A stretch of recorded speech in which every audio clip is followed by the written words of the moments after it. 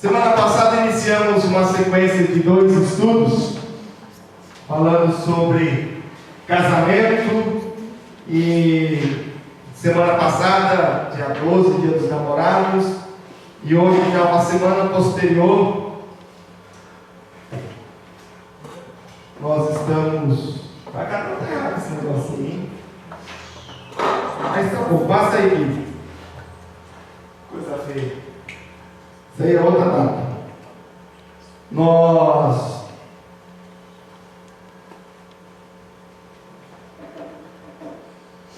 falamos dia 12 e hoje dia 18, se não me engano, hoje é 18, 19, uma semana seguinte, dando sequência nesse assunto. Semana passada, namoro, casamento perfeito, uma ova. Uma expressão, uma brincadeira que a gente costuma dizer nesse nosso interiorzão, de que é uma mentira, uma coisa que não é bem assim. E nós vimos que a perfeição não existe no ser humano. O ser humano é caído, o ser humano é pecador, e traz isso em todas as suas áreas da vida. Nós cometemos erros nos nossos relacionamentos sociais, no nosso trabalho, relacionamento empregatício, como igreja, pastor, ovelhas, membros, e no casamento não ia ser diferente. A gente comete erros, nós somos imperfeitos, nós tomamos algumas atitudes erradas e nós temos que saber trabalhar da melhor forma possível. Então, brincando com as palavras, dizemos que o casamento não é perfeito, mas hoje nós podemos dizer que perfeito não, mas abençoado sim. Amém? Quando o casamento, apesar da imperfeição humana, ele é claramente receptor das bênçãos de Deus, está comovido atento à palavra de Deus, vive em comunhão com a presença do Senhor. No vídeo que nós esparramamos pela internet, aí no celular, no WhatsApp, falamos do casamento a 3, você, o Senhor e o seu cônjuge. É bem lembrado pelo palestrante ontem no nosso jantar, o cordão de $3. Não se quebra facilmente. Então, meus irmãos, lembremos que hoje nós temos esse tema. Casamento perfeito, não, mas abençoado, sim. Ok? Quando que ele é abençoado? Quando que ele é abençoado? Primeiro, quando o casal ora junto e com os filhos. Eu quero dizer aos irmãos que, primeira vez, quando os noivos ainda estão se preparando, nós temos alguns jovens na nossa igreja, os jovens que vão nos ouvir depois, para e pensa e fala assim: pastor, orar junto é um fundamento do casamento, do relacionamento. O casal tem que orar junto, e depois que tem os filhos, orar junto, o casal e com os filhos. E você, já adulto, casado, você viúva, continue orando com os seus filhos. Quando Deus te der vida, ore com os seus filhos. Pastor, a gente tem que ensinar os filhos a orar, mas você nunca vai ensinar os seus filhos a orar se você não orar junto com ele. Pega na mão, dobra ao lado da cama. Eu gosto de fazer muito isso. O meu culto no lar era em cima da minha cama, a cama de casal, em cima do meu quarto. Joga a molecada lá em cima, e às vezes dobrando o joelho. Tem até uma foto que eu compartilhei com os amigos. Está eu, o Manuel e a Helena, e o boneco do Cebolinha na rodinha. O Cebolinha estava dando mão dada também. Todo mundo ali orando junto, até com o boneco junto. Nós temos que orar por eles. Senhor, abençoa os meus filhos. Senhor, abençoa minha esposa. Abençoa o meu esposo. Ore e busca o Senhor, mas ore junto. Não adianta aquele negócio, mandar o filho para a igreja e você dormir. Você tem que dar o exemplo. Tempo de oração entre o casal, oração pelos filhos e oração junto com os filhos. Irmão, o que é a vida cristã sem oração? Pastor, quero fazer um desafio. E eu comentei com a minha esposa que eu não fui um jovem dos mais exemplares, não. Deus restaurou minha vida, já prestes ao chamamento pastoral e com casamento com a minha esposa, mas eu não fui muito de praticar, de orar pedindo namorada para Deus, não. Eu já saía namorando, era meio bagunçado nessa história. Mas não é assim que a palavra ensina. Eu errei muito, cometi muitos erros em não orar, pedindo a Deus um namoro. Senhor, é esse namoro, essa moça que o Senhor quer para mim. Então, o orar faz parte do processo de Deus. Quando eu já estava de paquera com a Dani, ainda não tínhamos começado o namoro. Eu não era muito de oração, mas aí eu tive uma outra atitude. Consultei mamãe. Mãe, o que a senhora acha? A Dani passa no teu crivo. Se a mamãe aprovar, já era correntista, né? Deus usa a boca da mãe para nos amar. Irmãos, nós temos que ter oração sempre. E hoje eu tenho ensinado os meus filhos. A orar. A gente vê que o casamento deve buscar a oração. Primeiro texto para nós, Evangelho de Mateus 18, 19. Capítulo 18, verso 19, complementando 20. Diz também: vos digo que se dois de vós concordarem na terra acerca de qualquer coisa que pedirem, isso lhes será feito por meu Pai que está nos céus. Porque onde estiverem 2 ou 3 reunidos em meu nome, aí estou no meio deles. Amém? Tem muito casal que não percebe que estando ele, o casal junto, 1 mais 1, 2, em casa, já é um grande culto. E o Deus está ali, o nosso Santo Deus Todo-Poderoso está ouvindo a sua oração, porque ali há concordância. Comece a orar o casal. Meus irmãos, muitas coisas vão mudar. Eu creio no poder da oração. Ore você, marido e mulher, e ore com seus filhos. Tem gente que acha que culto é só na igreja. Eu incentivo e falo muito do culto nos lares, que ali é uma igreja, ali é um povo de Deus reunido, a começar com o casal, a começar de mim e você, dando exemplo aos nossos filhos. Amém? Ore, você é o casal, mas ora aqui depois o mesmo casal, orando junto com os filhos. Não basta só orar sozinho. Ensine orando com os seus filhos. Amém?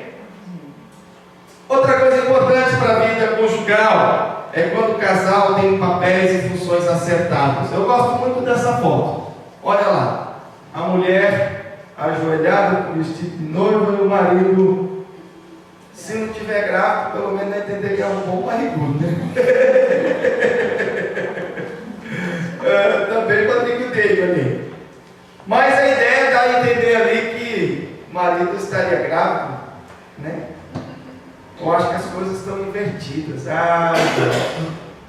Tem muita gente que critica a fé protestante, os evangélicos, os cristãos de um modo geral, de ser muito conservadores. O mundo é mais moderno.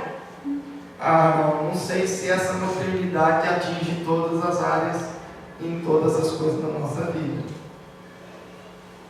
Para mim, mulher continua sendo mulher, mãe continua sendo mãe, marido continua sendo marido, homem continua sendo homem. E ainda não conseguiram colocar o homem grávido e nem o homem amamentando. E não há modernidade que faça isso. Mesmo que fizemos com a filha. Não é? Tem algum homem aí com vontade de parir aí? Tem alguém que a modernidade possa ajudar? Eu duvido, né? E as mulheres gostam de brincar que o homem não aguentaria essa, né? Dores de parto, porque era seu. A gente aguenta dor de parto, vocês não aguentam nada, qualquer dorzinha, né? Então, se eu sentir a modernidade e fizer isso, vocês vão perder esse argumento, né? Então, vocês não querem perder certo que vocês têm, a gente aguenta, vocês não, Deus não deu para nós, como vamos saber se a gente aguenta ou não? Não sei se a gente aguenta, Deus não me deu esse negócio.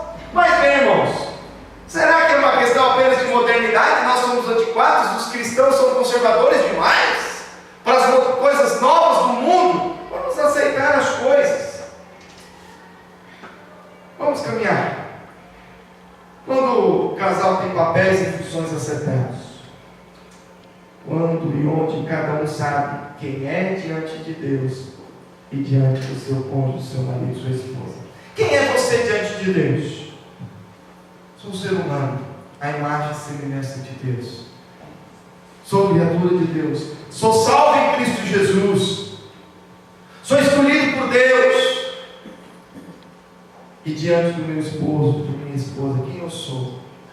Devo ser amado, respeitado. Devo respeitar, devo cuidar. Também, para comigo, devo ser cuidado.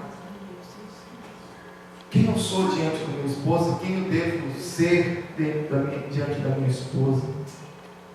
Deus criou homem e mulher, macho e fêmea os criou. No hebraico diz wish e wishá, duas palavras que se complementam. Depois Adão e Eva, um para alimentar, para educar e prover, para alimentar, para dar segurança. Cada um tem uma dessas funções, um desses assuntos a ser cumprido. E hoje nós precisamos viver em perfeita harmonia com as incumbências que Deus nos deu, a cada um. O casal deve compartilhar a vida comum do lar, e nós vamos ver isso. Devemos saber quem somos diante de Deus e diante do seu cônjuge. Primeiramente sabendo que ambos são iguais diante de Deus, a imagem de Deus. Mas somos diferentes uns dos outros. Eu não estou vendo nenhum irmão aqui usando saia.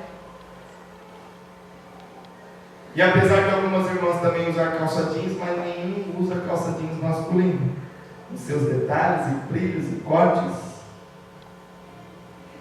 Não estou vendo nenhum homem aqui com roupa feminina, e se tivesse, o negócio não fica meio esquisito. Nós somos diferentes, usamos roupas diferentes. Temos costumes diferentes, temos gostos diferentes, temos maneira de pensar e viver diferente. Deus nos fez diferentes. Querer direitos humanos iguais, sim, porque nós somos humanos igualmente. Direitos humanos, quando diz o mundo político e social, lógico, nós somos iguais, humanamente falando, socialmente falando. Mas nós não somos iguais e nunca seremos. Na força nós nunca seremos. No modo de ver o mundo nós nunca seremos. No modo de ver a casa nós não seremos. No modo de ver o próprio relacionamento, o marido tem uma visão do casamento diferente da esposa, a esposa diferente do marido. O marido não sabe achar nada dentro de casa, a esposa acha facinho. Minha esposa brinca comigo que eu nunca acho nada. E eu falei, agradeça a Deus, é uma prova que teu marido é macho, por isso que eu não acho as coisas. Não é verdade, irmão? Quando seu marido não achar nada, não brigue com ele, ele prova para você que ele é macho mesmo. Fica tranquilo, teu marido é homem, por isso que ele não acha as coisas. Meu marido não me elogia, não fala muitas coisas assim, não repara muito. Se reparar é bom, mas se não reparar também não reclama não, é macho, é assim. Nós somos meio relaxados com essas coisas. Se reparar, melhor ainda. Não é afeminado não. Né, mas são as características, são as coisas diferentes. Né? Meu marido sabe cozinhar, amém, mas se não cozinhar também não tem problema. Né? Tem certas coisas que o homem tem, a mulher tem mais aptidão que o homem. Tem certas coisas que o homem tem mais aptidão que a mulher. Deus nos constituiu diferentes. Ok? Teríamos que dar uma palestra aqui sobre as diferenças, mas eu fico aqui apenas acentuando isso. O homem, quero dizer, como marido, tem a responsabilidade de oferecer liderança e proteção à sua companheira. Porém, na sua ausência, Adão, por comer do fruto proibido, o homem então tem parte também na culpabilidade junto com a mulher. Gênesis 3:6. Quando Adão devia estar junto ao lado, liderando a sua esposa, cuidando, dando proteção, porque Deus deu a orientação para ele. Deus não deu orientação a Eva. Falou: homem, cuida, essa árvore aqui é um negócio problemático, não mexe nela não. Ele descuidou e deixou a mulher. Muitos põem a culpa na Eva que vacilou. Mas quando a gente olha para esse texto, no âmbito do casamento, a gente vê que quem vacilou foi Adão, porque ele descuidou de sua esposa. Ele não a protegeu. Talvez não teria nem orientado ela. Talvez ele falhou na orientação de passar o recado que ele recebeu de Deus. Será que ele orientou ela? Será que aquilo que ele ouviu de Deus ele passou para frente? Deu o recado? Ou ele guardou para si?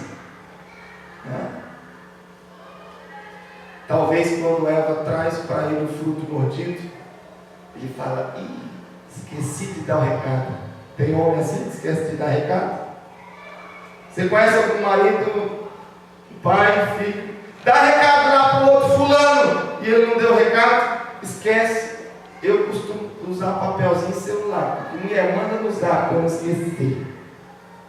Se teu marido esqueceu, é ruim por ter esquecido, mas por que é machuca, tranquilo. Irmãos, não esquece, né? E eu acho que Adão esqueceu de dar o recado para Eva. Será que foi isso? Não está no texto, é coisa das minhas carabicholas aqui, dos meus grupos que eu estou pensando aqui. Será que ele esqueceu de falar? Homem esquece as coisas, mas é um erro. Talvez tenha sido o erro do Adão, ou de ter protegido, de ter cuidado. Mulher, não passa, vamos fazer uma marca aqui de giz, aqui, corta aqui o capim, desse capim para lá que não passa. Porque Deus me avisou, mulher, que aquela árvore lá tem problema. Lá tem umas coisas meio esquisitas, não mexe naquilo não. Devia ter avisado. E se depois ser avisado, devia ter cuidado do olho no peixe ou do gato. Não é assim? Se vira, meu irmão, dá seus pulos. Cuida da mulher que você tem. Você não gostou? Gostou, olha, eu falei, muito bom. Então cuida. E ele só tinha uma para cuidar, não tinha duas, três, né? Então, isso. Meus irmãos, e aí que a coisa pegou? Depois que Adão caiu, olhe bem isso. Após a queda, todo o projeto de Deus se modificou. E agora a mulher quer assumir a liderança do homem que se perdeu. Pastor, o senhor é machista, hein? Vai falar que agora a mulher não pode trabalhar fora de casa? Não disse não. Mas a partir da queda, tudo se modificou. O homem agora não mais habita no Éden, ele saiu. Deus havia falado de multiplicar, mas ele falar de dores de parto só foi depois da queda. O homem já trabalhava, cuidava, dava nome dos bichos, cuidava, colhia, mas a erva daninha só veio depois da queda. E eu entendo que o relacionamento familiar que Deus projetou para Adão e Eva, após a queda também se modificou. O que a gente talvez acha normal hoje, tantas mulheres fazendo algumas coisas, e tantos homens deixar de fazer umas ou fazer outras, talvez não seria necessário se o Éden tivesse permanecido. Mas as coisas sim, foram corrompidas pelo pecado. E a gente vê na cena, assim, nas histórias, nos livros, aquele homem bruto puxando a mulher pelos cabelos. Nessa figura nós temos o inverno, a mulher puxando o homem pelo cabelo. É a mulher mandona, a mulher. Mas por que a mulher manda? Porque o homem se corrompeu. E o homem que deveria exercer a liderança agora não exerce mais. A mulher que deveria exercer a submissão agora já não exerce mais também. E agora nós vivemos esse relacionamento corrompido, estragado, deturpado, atrapalhado. Como devia ser? A mulher foi criada para ser ajudadora. Gênesis 2, de 20 a 23. 23. E eu gosto muito da definição do escritor Anders Kostenberg, que dá o seguinte significado para a palavra ajudadora: adequada. Oh, meu irmão, gosto desse termo. Esse autor fala que a palavra ajudadora, auxiliadora, também vem como adequada. Sabe aquele quebra-cabeça que uma peça junta na outra, jeitosinho, perfeitinho? Para cada peça tem uma outra peça adequada. Olha, definição linda. Quando eu li esse livro eu amei. Rapaz, é adequada para mim. Eu brinco muito com a esposa. Ela é linda, maravilhosa, bonita e etc. Coisas que eu não posso falar no culto. Porém, irmãos, quando eu vejo outra moça bonita, eu tenho uma intimidade com a minha esposa que me dá o direito de falar para outra, para ela, moça, amor, olha que moça bonita. Posso até dizer que corpo bonito, mas não é adequado para mim. Ó, você tem liberdade de falar isso para tua esposa? Amor, olha que moça bonita, bonita. É, bonito, violão bonito, bonito. Mas não é adequado. Não combina comigo. Deus não fez ela para mim. O que Deus fez foi uma moça chamada Daniela para mim. Adequada, combina comigo, direitinho. Com diferenças, mas apesar das diferenças, é assim. Deus nos fez assim, convexo. São diferentes, mas se encaixam. São diferentes, mas se encaixam. Tem gente que está querendo ser tudo igual. Mulher quer ser igual ao homem. Se for igual, duas peças côncavas não encaixa. Mas é uma adequada.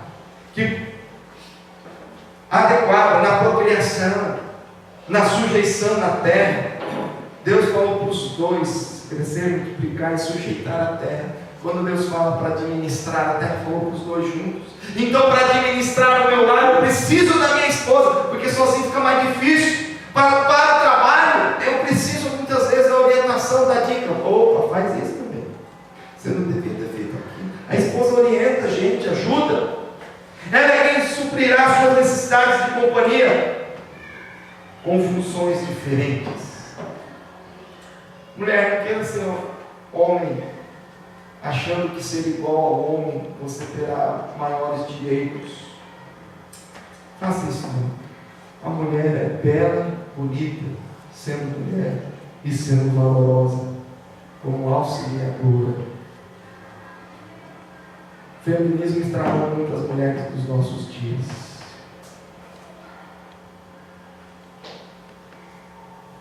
O termo ajudador e subordinação são atribuídos também a Deus.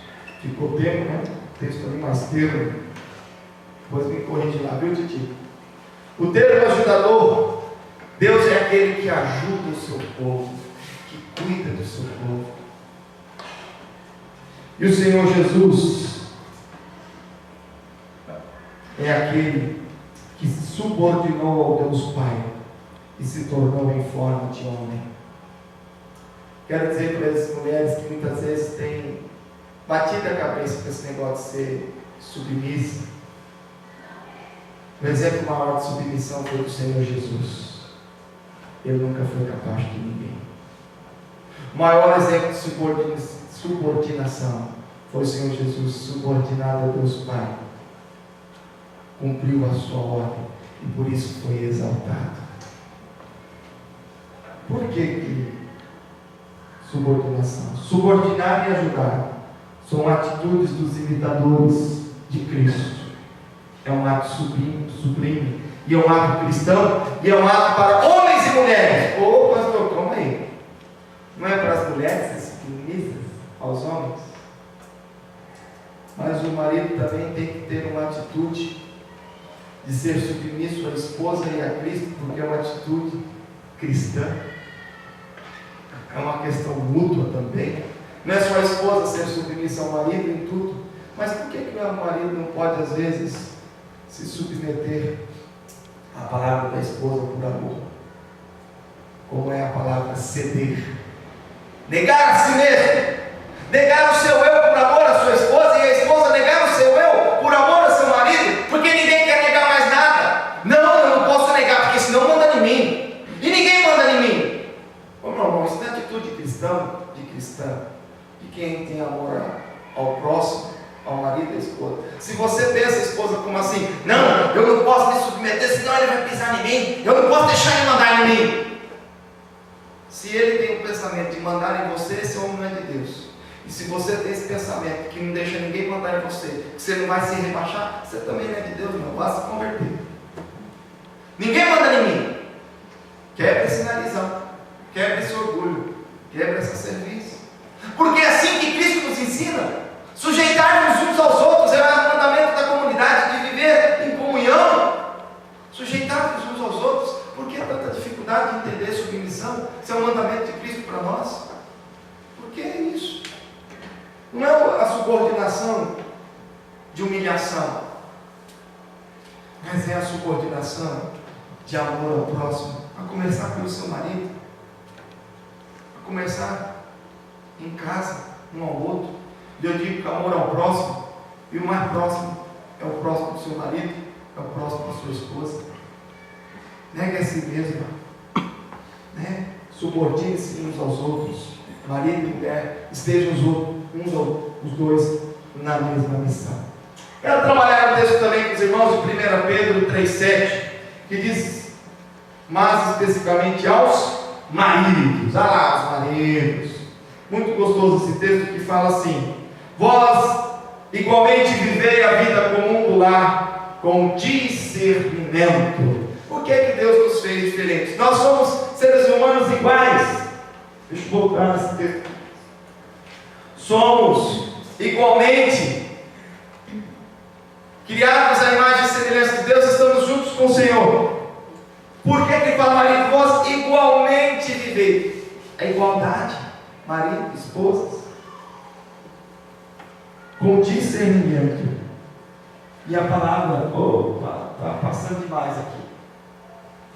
A palavra discernimento tem um sentido para nós de morando juntos, segundo a sabedoria.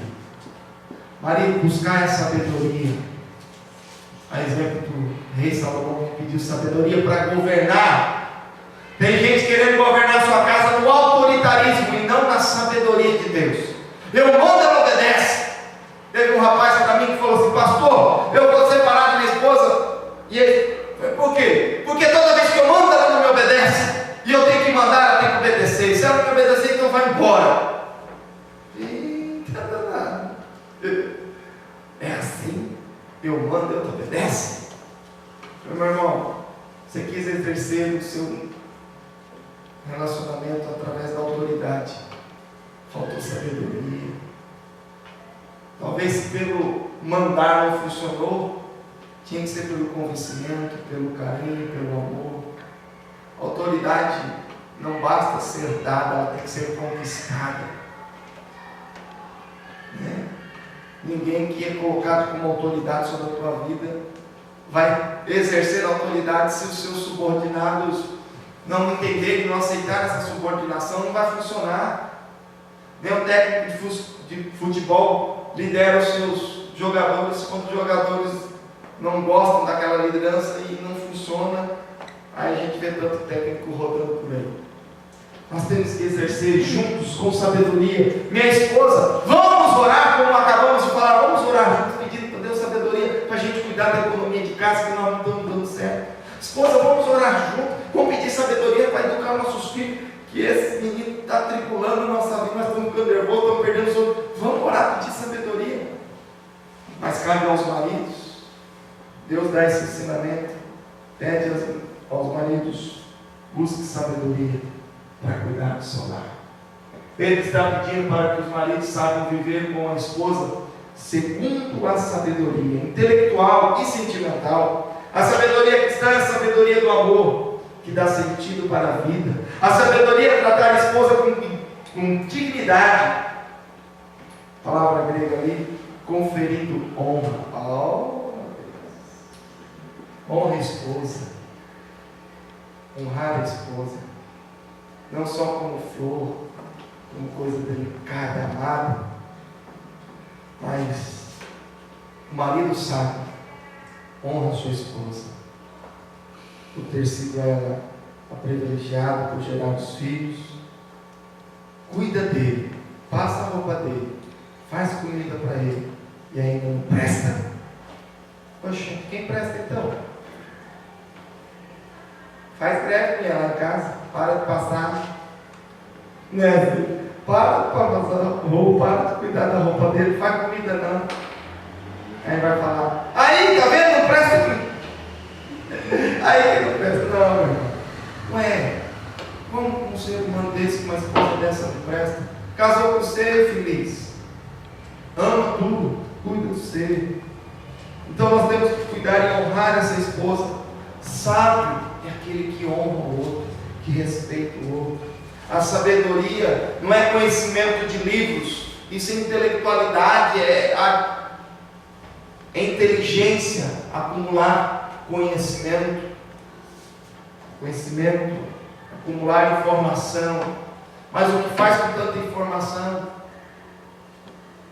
Lê livro, lê a Bíblia, mas não aplica isso em casa, no cuidado com os filhos. Tenha sabedoria, honra sua esposa. Continuando o texto, consideração para com a vossa mulher como parte mais frágil. O que vem a ser isso? Frágil. Vaso mais fraco. Assim como Jeremias 18:11, que Deus usa o termo vaso nas mãos do oleiro, o homem também é um vaso. Você é um vaso, irmão. Você é um vaso, irmão. E o vaso, a mulher é o vaso mais frágil, mais fraco. Uma porcelana, se deixar derrubar, quebra. Cuide dela assim, com honra, bela, bonita e formosa, mas cuide. Pedro pode estar sugerindo que a mulher é de natureza mais delicada, também no aspecto sentimental. Ah, como é? Tem gente que, igual fala, a minha chora demais da conta. Chora mesmo.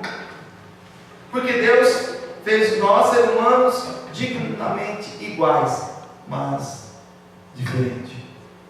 E a mulher é mais sentimental mesmo.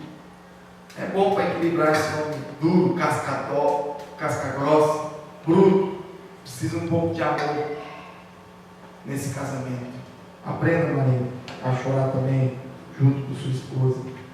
Ser um pouco mais delicado para que senão a vida vai ficar feia demais da conta. Quando o casal se complementa de forma harmoniosa, com respeito e amor cristão, então ambos exercerão seus papéis naturalmente e ajudarão um ao outro quando passar por dificuldades. Complementariedade. Gosto muito disso. Por isso, os dois se encaixam, se complementam. Terceiro aspecto do nosso casamento. Casamento perfeito não, mas abençoado sim. Quando o casamento congrega a mesma fé. Aqui nós estamos falando de estar em julgo igual ou desigual. Eu gosto muito dessa imagem que mostra aqui uma pera e uma laranja costurada. Duas coisas diferentes querendo estar juntas. Casamento às vezes se compara com uma grande loja de construção. Como assim, pastor? Você olhou já numa loja de construção? Lá tem cimento, lá tem pedra, ferro, telha, tijolo, encanamento. E agora eu pergunto para você, uma loja de construção é uma casa? Não entendi, pastor. Vou te dar outro exemplo. Você pega um amontoado de laranja, um saco de laranja, e eu te pergunto, esse saco de laranja é um suco de uva? É um suco de laranja, perdão. Tira a uva da história. Esse saco de laranja é um suco de laranja? Não. É um monte de saco de laranja. Para que os materiais de construção tornem-se uma casa, eles têm que se interagir. Tem que haver uma mistura. Para que esse saco de laranja se transforme em suco de laranja, ele tem que ser moído e o líquido, o caldo de um se juntar ao outro para que seja somado. É uma mistura. E se você misturar ali suco de pera com laranja, pode até dar o suco, mas não vai dar nem de suco de pera e nem de laranja. Vai ser uma outra coisa. Assim é o jogo desigual. Jogo desigual é um relacionamento consensual, que envolve intimidade, afinidade, amizade entre um crente e um incrédulo, mas que pode comprometer e deteriorar a comunhão do salvo com o Senhor. 2 Coríntios 6,14. Não vos predais a um jogo desigual com os infiéis. 1 Coríntios 7,16. Porque de onde sabes, ó mulher, se salvará seu marido? Ou de onde sabes, ó marido, se salvarás tua mulher? Ali tem uma outra foto bonita, bem interessante, o mesmo sentido de misturar coisas distintas. Eu gosto muito de 1 Coríntios 7,16, que tem muita gente que vai se juntar ao marido, um noivo, uma noiva que não congrega a mesma fé, e fala assim: ah, pastor, um dia ele se converte. Olha o que o texto bíblico diz. Será? Quem garante? Talvez você vai passar a vida inteira e ele não vai se converter. Talvez você vai passar a vida inteira e ela não vai se converter. É melhor que casem os dois da mesma fé. Grupo desigual é juntar coisas diferentes. Fica ali junto, grudado, como aquela foto amarrada. Mas não sei se junta e vai ficar bom. Não é recomendado. Diz o texto. Conceitos diferentes. No mundo é sexo. Para o cristão é um relacionamento em amor. Para o mundo, infidelidade. Para o cristão, fidelidade. Para o mundo, dinheiro. E o cristão vai ter que falar de dízimo. E aí vai dar encrenca. O mundo fala apenas de religião. Mas o cristão fala de servir a Deus. O mundo pensa em carnaval, falando na época dos jovens. O mundo pensa em carnaval. Os jovens de Deus pensam: vou para o acampamento, vou congregar com meus queridos. O mundo pensa em pescaria e o povo de Deus pensa em escola dominical, não é verdade? O mundo pensa em santidade e está invertido aí. Aqui eu troquei. O mundo pensa em pornografia e o povo de Deus pensa em santidade. Ficou trocado. O mundo pensa em obras da carne e o povo de Deus pensa em fruto do Espírito. Fica difícil juntar essas coisas, né? Quantas diferenças? Pastor, é possível casar um crente com um cristão? Casar é fácil, vai no cartório e casa. Mas, irmãos, eu não recomendo. A palavra de Deus não recomenda. Porque pode ser que essas coisas perdurem por toda a vida. Cada um de um lado, cada um numa coluna. E aí vão conflitos que levam para a vida toda. Outra recomendação para que a gente tenha um casamento abençoado, coisas que a gente se esquece. Tem gente aqui que está com 40, 50, 60 anos e se esquece do que disse no dia do casamento. Quando o casamento mantém firme os votos matrimoniais. Você lembra o que você falou no altar com o seu marido e com a sua esposa? Eu lembro que a minha querida loira, por estar já ter tido um primeiro casamento e seu marido faleceu, então eu casei com uma moça jovem, viúva. Falou: bem, tira aquele negócio lá, né, até que a morte separa. Eu estou meio traumatizado com esse assunto. Ela não fala, manda o pastor falar aquele negócio, não. Falou: mas é verdadeiro, até que a morte nos separa. Mas você não quer que fale? Vamos respeitar o seu sentimento. Então, no nosso casamento, essa frase cortou. Trocou, amor? O que foi? Ela mandou mexer nesse assunto aqui agora, nós nem lembramos como é que ficou a frase. Eu falei: amor, eu não quero perder o outro marido, não. Né? Mas já está combinado em casa. O próximo a morrer vai ser ela, fica tranquilo.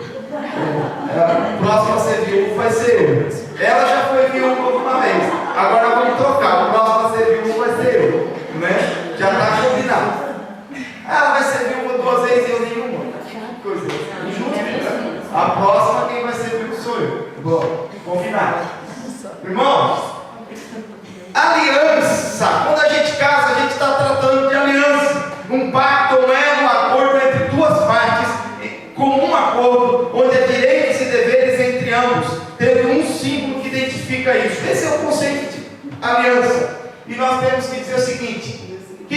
fala no casamento? Amar, respeitar, cuidar, ser fiel.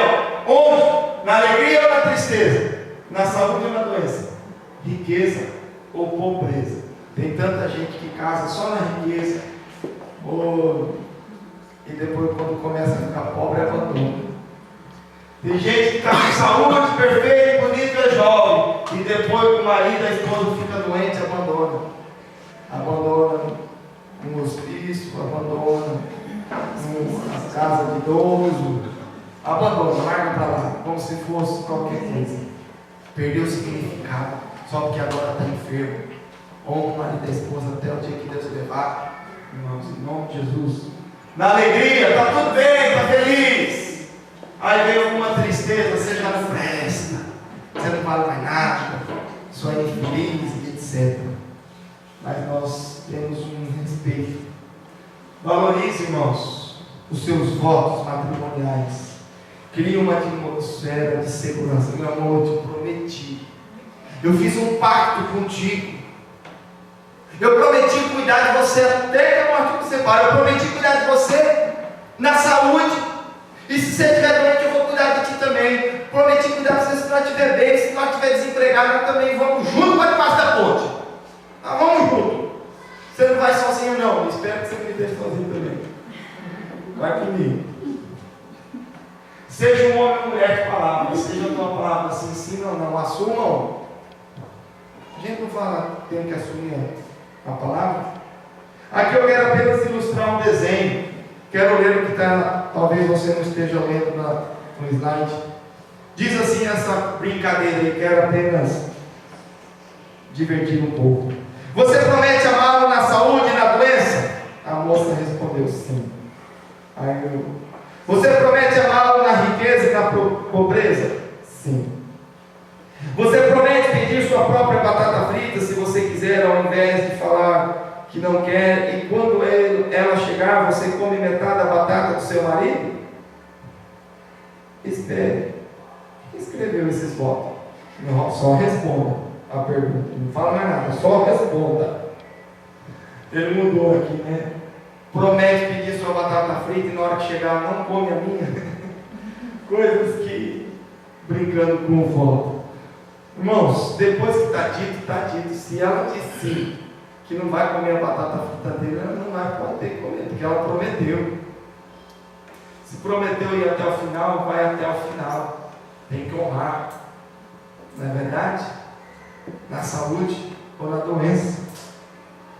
Meus irmãos, por que nós temos que cumprir as nossas promessas? Porque Deus cumpre todas as suas promessas e a aliança que Ele fez comigo e com você. Ele cumpriu a aliança que fez com Noé em Gênesis 9:11. E eu convosco estabeleço a minha aliança, que não será mais destruída toda a carne pelas águas do dilúvio, que não haverá mais dilúvio para destruir a terra. E disse Deus: esse é o sinal da aliança que põe entre mim e vós, e entre toda a alma vivente que está a vós por gerações eternas. Você não conhece o arco-íris? Está aí o sinal da aliança de Deus e a promessa que Deus tem cumprido. Também tem a promessa que Deus deu a Moisés: tenho visto atentamente a aflição do meu povo que está no Egito, e tenho ouvido o seu clamor por causa dos seus exatores, porque conheci as suas dores. Portanto desci para livrá-los da mão do egípcio e para fazê-los subir daquela terra a uma terra boa e larga, a uma terra que manda leite e mel, ao lugar do cananeu, do Eteu, do Amorreu, do Perezeu, do Eveu e do Jebuseu. E Deus tirou aquele povo ou não tirou? Tirou.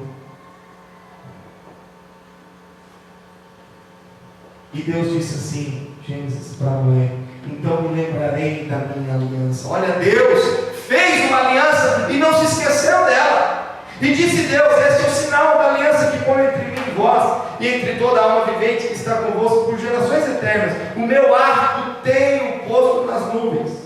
Esse será por sinal a aliança entre mim e a terra. E acontecerá que quando eu trouxer nuvens sobre a terra, aparecerá o arco nas nuvens. Você já contemplou o arco-íris e falou: Deus é poderoso. Deus tem mostrado. Deus não esqueceu do que Ele prometeu. Você já se esqueceu do que prometeu para o seu marido, para a sua esposa?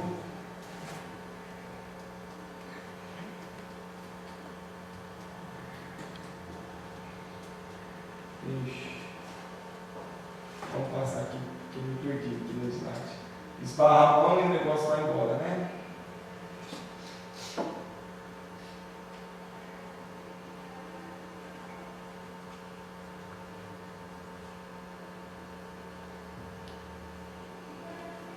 Isso. Então me lembrarei aqui. E por final, lembrar e manter a aliança. Sinal memorial. Olhe e valorize a sua. A aliança é tão importante para o casal. Tem gente que já vai sair de casa, tira. A aliança tem um simbolismo tão bonito que eu guardo na minha aliança. Quando eu me casei, era seminarista. Imagina seminarista comprando aliança, você está doido? Comprar ouro puro para derreter e montar, e é para isso. Meus pais me ajudaram a comprar junto com a minha esposa, meu sogro. Eu não lembro mais nem de onde apareceu tanto ouro. Só sei que minha mãe doou para mim, junto com a Dani, a aliança da minha avó. E quando eu olho para a minha aliança, eu não lembro só do meu relacionamento com a minha esposa, eu lembro do relacionamento dos meus pais e da minha avó. Porque aqui, derretido nesse ouro na minha mão, está o ouro derretido da aliança da minha avó. Coisa bonita. Isso aqui, essa aliança, não sei se um dia vai derreter e dar para os meus filhos ou dar para os meus netos. Provavelmente para os meus filhos não, porque para o meu filho eu vou ver ele casar e vai ter que arranjar uma aliança nova para ele. Eu vou estar vivo, não vai dar para arrancar do meu dedo. Mas talvez para os meus netos ou bisnetos possa ir, porque eu já fui para a glória mesmo, já pode usar essa. Que coisa boa, né? E eu olho aqui. Então é uma lembrança. Eu olho para essa aliança, eu lembro da relação dos meus avós, dos meus pais, e lembro do meu com a minha esposa. Quando eu olho para a minha aliança, tem o nome da minha esposa aqui, não tem? Seu marido, sua esposa, tem o nome aí? Isso não tem nada, não significa nada para você? Um compromisso, um elo? É um acordo mútuo, não se quebra acordo. E na nossa lei brasileira, de muitos países, você tem um acordo escrito também lá no cartório, um contrato civil. Um sinal. Deus tem prometido e cumprido todas as suas promessas. Nós devemos cumprir as nossas como homens dignos, filhos e filhas do Senhor, servos do Senhor. Olhe para a sua aliança, valorize, que seja um memorial para sempre. Para concluir, somente trazendo aqui um resumo: quando o casal ora junto e com seus filhos, assim nós temos um casamento abençoado. Quando o casal tem papéis e funções acertados diante de Deus e diante do seu cônjuge, quando o casal congrega a mesma fé, a bênção é ainda maior. E quando o casal mantém firme os votos matrimoniais. Não foi feito os votos no altar à toa. Não é apenas cerimônia qualquer. É uma aliança, um pacto que você carrega nos dedos, no dedo. E diz o ditado aí, ó, a lenda, a tradição na mão esquerda, que é o lado do coração, das emoções. Que isso seja uma lembrança para sempre, né? Isso é muito bom.